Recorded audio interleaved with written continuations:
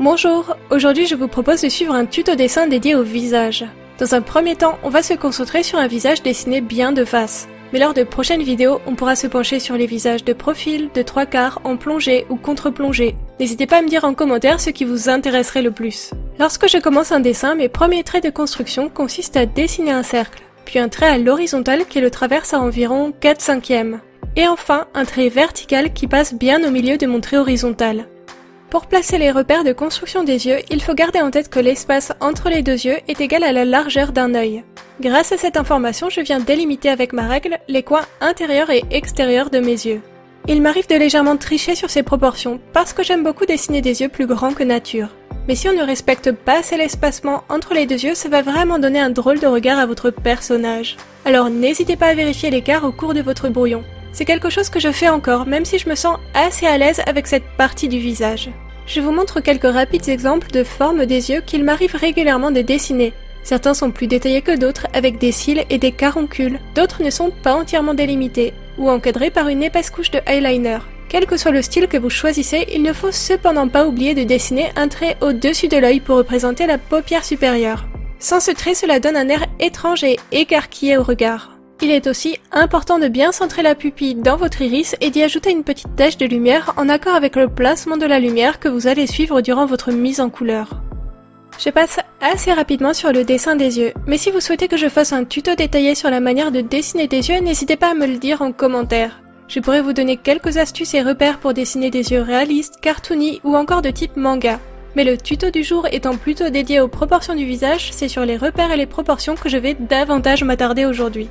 Après avoir dessiné les yeux, je viens placer mes sourcils en prenant soin de me laisser de la place pour ma paupière supérieure. C'est important de placer les sourcils maintenant, car on va avoir besoin de ce repère pour placer correctement nos éléments suivants. Pour placer correctement le nez, il faut mesurer l'espace entre nos sourcils et le bas de notre œil, et reporter une deuxième fois cette mesure juste en dessous. Une fois l'emplacement du nez délimité, il faut aussi savoir que sa largeur est généralement égale à votre espacement entre les deux yeux. Une fois encore, je vous propose quelques rapides exemples de nez que j'ai l'habitude de dessiner. En fonction de si le nez que vous souhaitez dessiner sera retroussé ou non, vous allez devoir dessiner ou non les narines de manière visible. En général, je ne dessine pas l'arête du nez lorsque mon visage est positionné de face. Mais lorsque je le fais, je dessine deux traits recourbés au niveau de l'arrondi formé entre le nez et l'arcade sourcilière. Mais encore une fois, tout dépend de votre style de dessin. En ne dessinant que la pointe du nez, cela peut paraître assez minimaliste. Mais il y a beaucoup de modelés du visage que je préfère matérialiser par ma mise en couleur plutôt que par mes traits.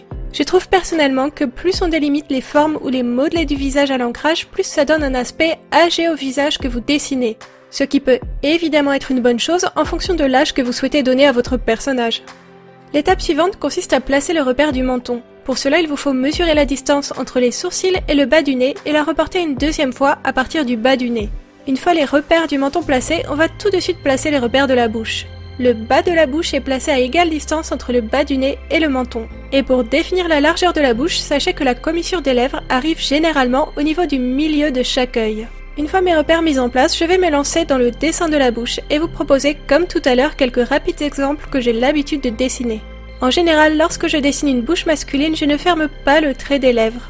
Mais ça m'arrive aussi de dessiner de cette manière les bouches féminines. Tout dépend de la manière dont je souhaite mettre mon dessin en couleur par la suite. Ensuite, je peux aussi choisir de légèrement entrouvrir la bouche, ce qui donne tout de suite un côté un peu plus expressif au visage. Il m'arrive aussi d'appliquer des ancrages plus prononcés et de noircir complètement les lèvres, en ne laissant que quelques taches de lumière comme je le fais au niveau des pupilles. Mais encore une fois, tout dépend de votre style et de vos envies.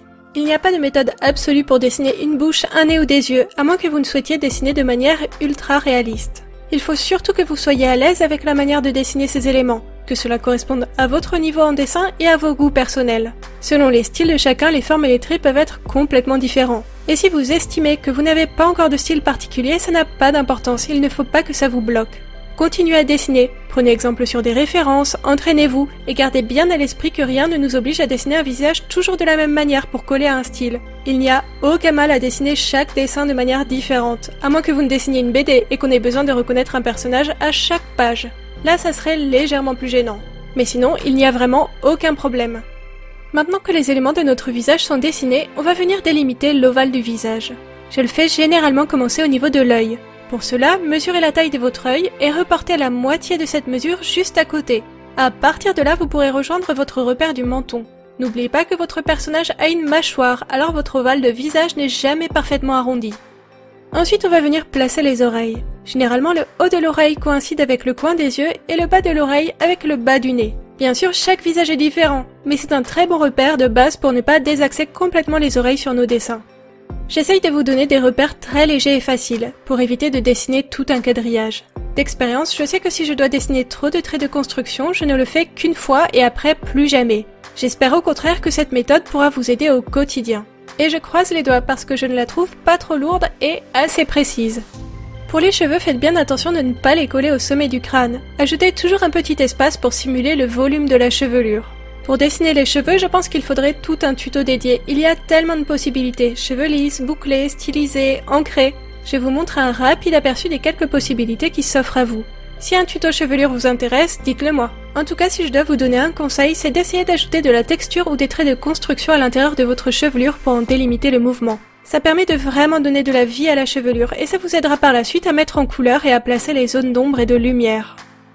Une fois mes cheveux terminés, je vais venir ancrer mon dessin puis gommer mes différents traits de construction. Ça ne devrait pas être bien compliqué car j'ai essayé de les limiter au maximum pour obtenir le croquis le plus clair possible. Maintenant, pour la suite de cette série, plusieurs options s'offrent à vous.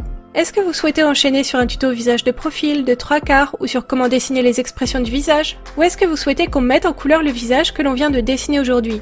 Je pourrais vous montrer quelques techniques pour le mettre en couleur grâce à des feutres à alcool ou de l'aquarelle. N'hésitez pas à me donner votre avis en commentaire ou à aller répondre au sondage que je viens de publier en story sur mon compte Instagram. D'ailleurs, n'oubliez pas de m'envoyer vos dessins par mail si vous décidez de suivre ce tuto pour dessiner un visage. Je partagerai les résultats au cours de ma prochaine vidéo tuto. Et si vous attendez jusqu'à la fin de la vidéo du jour, vous pourrez voir les premiers résultats de mon dernier tuto qui était dédié à l'utilisation de l'aquarelle. Petit aparté sur le matériel que j'utilise, essayez d'ancrer votre dessin avec des liners waterproof et résistants au feutre à alcool, pour que vous puissiez suivre le prochain tuto de mise en couleur que je publierai. Personnellement, j'utilise des liners Copic et une gomme mid-pain Faber-Castell qui permet de ne pas faire de copeaux de gomme et de ne pas trop agresser l'ancrage tout en absorbant les possibles trop-pleins d'encre. Je vous ai mis le lien de tout ça dans la description de cette vidéo. Merci à tous d'avoir regardé ce tuto, j'ai hâte de pouvoir lire vos retours à ce sujet et j'espère avoir été capable de vous donner des conseils clairs et utiles. J'ai hâte de vous lire en commentaire, et je vous dis à bientôt pour la prochaine vidéo.